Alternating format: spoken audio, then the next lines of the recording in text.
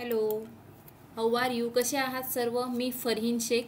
आज आपण आता पाहणार आहोत, आपण स्ट्रॅटेजीचा व्हिडिओ एक तुम्ही पाहिला असेल. तुमचा भूगोलचा पेपर आता 25 तारखेला आहे, तर 4 दिवसाचा गॅप आहे. तर कोणत्या दिवशी काय करायचं आहे ते आपण पाहिलेले आहे. तर आता तुम्हाला प्रश्न पडला असेल की मॅम, भूगोलमध्ये एवढे धडे आहेत, तर यातले आपण कोणते धडे स्किप करू शकतो? ओके, कोणते धडे जास्त करायला पाहिजे? वेटेज तर तुम्हाला प्रत्येक धड्याचं माहीत असेल. ओके, तर स्किप म्हणजे स्किप असं आपल्याला करायचं नाही. ओके, त्यातलं थोडंसं MCQs PYQs वगैरे आपल्याला करून ठेवायचे आहेत. आणि जसा इतिहास आणि राज्यशास्त्राचा पेपर असतो तसा पेपर हा भूगोलचा नसतो. प्रत्येक वेळेस पेपरमध्ये चेंजेस हे होत असतात.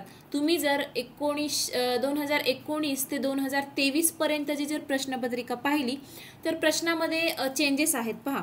ओके, तर आपण एक 23ची बोर्डाची प्रश्नपत्रिका तुमच्यासमोर मी दाखवते. एक हा पहिला प्रश्न तर असतो, अचूक पर्याय निवडून विधाने पूर्ण करा.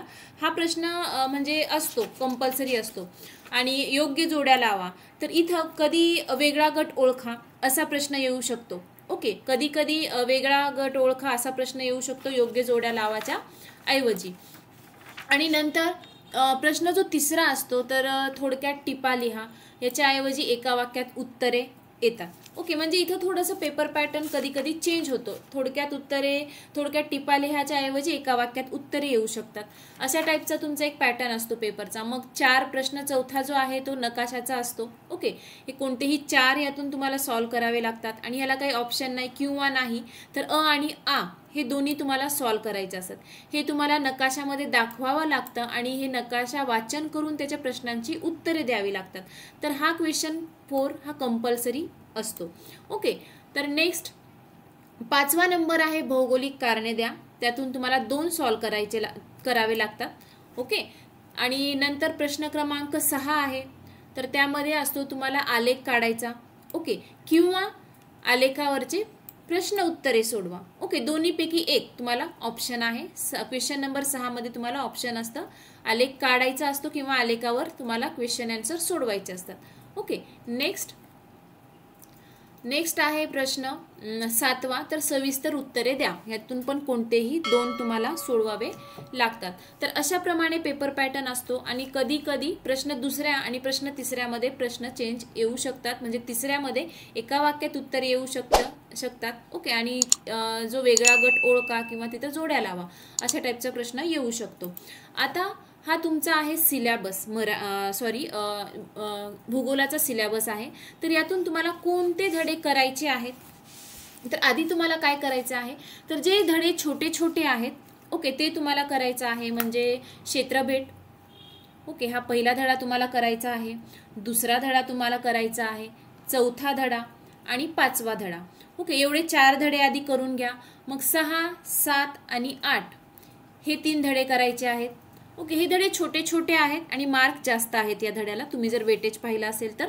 आणि जो 6वा, 7वा आणि 8वा धडा आहे, हा जर तुम्ही परफेक्ट केला तर तुमचा क्वेश्चन नंबर 6 अ आणि ब, ओके, हा तुमचा इथं होऊन जाईल. धडा नंबर 6, 7 आणि 8 लोकसंख्या, मानवी वस्ती आणि अर्थव्यवस्था, हे जे तुम्ही जर 3 धडे केले तर तुमचा क्वेश्चन नंबर 6 अ ब पूर्ण होऊन जाईल. ओके, तर नेक्स्ट आता राहिले आहेत धडे प्राकृतिक रचना आणि जलप्रणाली, आणि शेवट आहे पर्यटन, वाहतूक आणि संदेशवहन. हे धडे थोडे मोठे आहेत. मोठे धडे आहेत पण याला वेटेज कमी आहे. ओके, मार्क कमी आहेत, त्यामुळे हे थोडंसं शेवटी करा. आणि शेवटी करून यातले जे इम्पॉर्टंट काही बॉक्स वगैरे आहेत ते करायचं आहे. तिसऱ्या धड्यातल्या नद्यांची नावे, प्राकृतिक जल रचना आणि जलप्रणाली कशी आहे ते थोडंसं तुम्हाला करायचं आहे. नद्या करून जायच्या आहे जर आले नकाशामध्ये तुम्हाला फिल करण्यासाठी आलं तर. आणि हे पर्यटन, वाहतूक आणि संदेशवहन हे धडे तुम्ही शेवटी घ्या.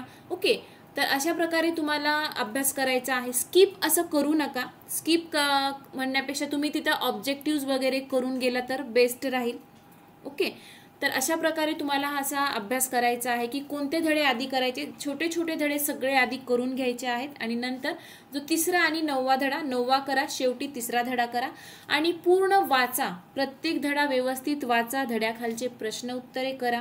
आणि सगळ्यात महत्त्वाचं PYQs जे आहेत PYQs तुम्हाला सर्व करायचे आहेत कंपल्सरी. 2019 ते 23 पर्यंतचे PYQ तुम्हाला करावे लागतील. आणि त्यामध्ये जे जे प्रश्न आलेले आहेत ओके ते आपण लाईव्ह क्लासमध्ये घेणारच आहोत. तरी पण जे जे प्रश्न आहेत ते तुम्ही स्वतः ॲनालिस करा की ह्या धड्यावर एवढ्या मार्काचे प्रश्न आहेत वगैरे, असं तुम्ही स्वतः ॲनालिसिस करा तर तुम्हाला समजेल. ओके, हे सगळे PYQs तुम्हाला व्हॉट्सअप चॅनलवर भेटून जातील. ओके, व्हॉट्सअप चॅनल जॉईन करायचं आहे.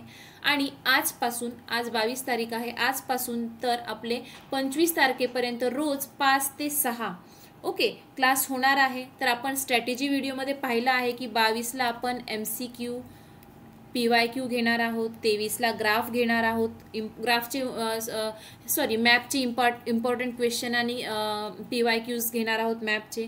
नंतर 24ला आपल्याला ग्राफ घ्यायचा आहे आणि नंतर 25ला पूर्ण जे महत्त्वाचे क्वेश्चन आन्सर आहे ओके, जे कारणे द्या असतील, सविस्तर उत्तरे असतील ते आपण घेणार आहोत 25ला. ओके, अशा स्ट्रॅटेजी व्हिडिओमध्ये पहा, तशी स्ट्रॅटेजी आहे आणि तशा प्रकारे तुम्ही अभ्यासाला लागा. आणि हे जे एव्हरग्रीन टॉपिक आहेत ते आपण आत्ता पाहिलेत, म्हणजे हे छोटे छोटे टॉपिक सगळे करून घ्या. ओके, आणि कोणताही टॉपिक असं स्किप असं करू नका, थोडंसं वाचून जावा. ओके, तर अशा प्रकारे तुम्ही जर अभ्यास केला तर व्यवस्थित असा तुमचा भूगोलचा पूर्ण अभ्यास होईल. आणि खूप चांगली गोष्ट आहे की तुम्हाला 4 दिवस भूगोलसाठी आहेत. ओके, 4 दिवस भूगोलसाठी आहेत, तर व्यवस्थित अभ्यास करायचा आहे. आणि आपण सगळे एक एक दिवस सगळं तुमचं कंप्लीट करून घेणार आहे, रिव्हिजन होणार आहे, त्यामुळे टेन्शन घेऊ नका. All the best. थँक्यू.